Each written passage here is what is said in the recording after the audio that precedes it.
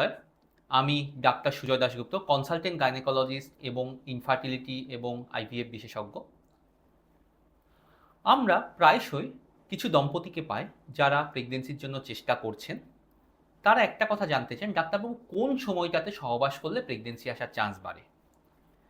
কেউ ইন্টারনেট দেখে বা কারো বন্ধু-বান্ধবের কাছ থেকে জেনে একটা ইনফরমেশন বলেন যে ওভুলেশনের টাইমে সেক্স করলে কেমন ভালো হবে, ১২ থেকে ১৬ নাম্বার দিনে সেক্স করলে কেমন ভালো হবে, এলএইচ কিট ইউজ করে সেক্স করলে কেমন ভালো হবে। তাদের একটা ধারণা হয় শুধুমাত্র ওই পার্টিকুলার টাইমেই সহবাস করা উচিত, অন্য সময় সহবাস করা উচিত নয়।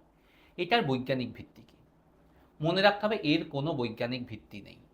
শুধুমাত্র ওভুলেশনের সময় সেক্স করলেই প্রেগন্যান্সি আসবে তার কোনো প্রমাণ নেই। কারণ স্পাম যদি একবার ভেতরে যায় সেই স্পাম ৫ থেকে ৭ দিন ভেতরে থাকতে পারে।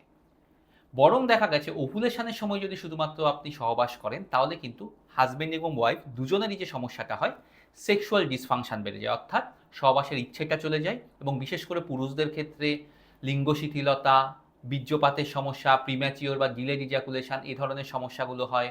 মহিলাদের ক্ষেত্রে ভেজাইনাল ড্রাইনেস এই সমস্যাগুলো হয় এবং একটা জিনিস মনে হয় তখন শুধুমাত্র মেকানিক্যাল ওয়েতে সেক্স করছি, অর্থাৎ মনে হয় শুধুমাত্র বাচ্চা আসার জন্য আমরা সহবাস করছি।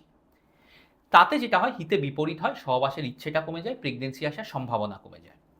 বরং বিভিন্ন বৈজ্ঞানিক গবেষণায় দেখা গেছে যে সপ্তাহে অন্তত ২ থেকে ৩ বার যদি সহবাস করা হয়, সেটা কিন্তু প্রতি সপ্তাহে, কোন সময় ওভুলেশন হচ্ছে তার উপর নির্ভর করছে না, তাহলে কিন্তু প্রেগন্যান্সি আসার সম্ভাবনা যথেষ্ট ভালো থাকে। অর্থাৎ আপনি যেকোনো সময় সহবাস করলে কিন্তু প্রেগন্যান্সি আসার সম্ভাবনা থাকে।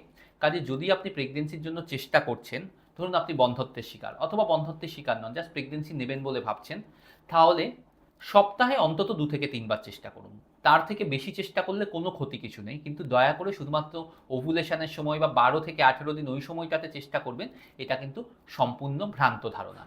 ইভেন আমরা দেখেছি আমাদের পেশেন্ট যারা ১২ থেকে ১৮ বা ওই সময়টাতে শুধু চেষ্টা করেন, তাদের কিন্তু প্রেগন্যান্সি আসার সম্ভাবনা কম থাকে।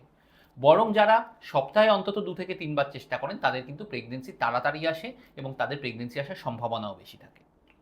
যদি আপনার এ সংক্রান্ত আরও কোনো প্রশ্ন থাকে, তাহলে অবশ্যই আমাদের ফেসবুক পেজ বা ইউটিউব চ্যানেলের মাধ্যমে যোগাযোগ করতে পারেন। ধন্যবাদ।